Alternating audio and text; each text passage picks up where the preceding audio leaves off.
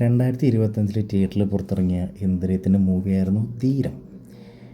ഇപ്പോൾ ഈ 2026 ഇന്നേ ദിവസമാണ് ഇത് OTTയിൽ ഇറങ്ങിയത്, സൺ നെക്സ്റ്റിയിൽ.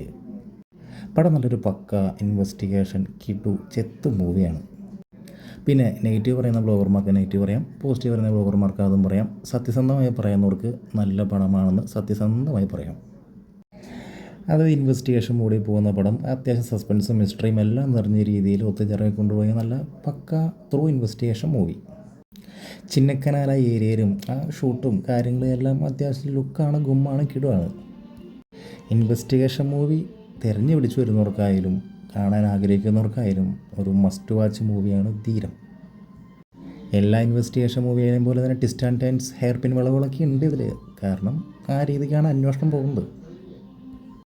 പിന്നെ എടുത്തു പറയുകയാണെങ്കിൽ എല്ലാ പടത്തിലെയും പോലെ തന്നെ കൊലപാതകം ചെയ്യുന്നത് എന്തിനാണെന്ന് ചോദിച്ചു കഴിഞ്ഞാൽ അത് കലങ്ങി തിരിഞ്ഞ് ഏറ്റവും അവസാനം വരാൻ നേരത്ത് ഒരു റിവെഞ്ച് മൂഡ് തന്നെ, ആ രീതിക്കാണല്ലോ പറയാൻ പറ്റുള്ളൂ.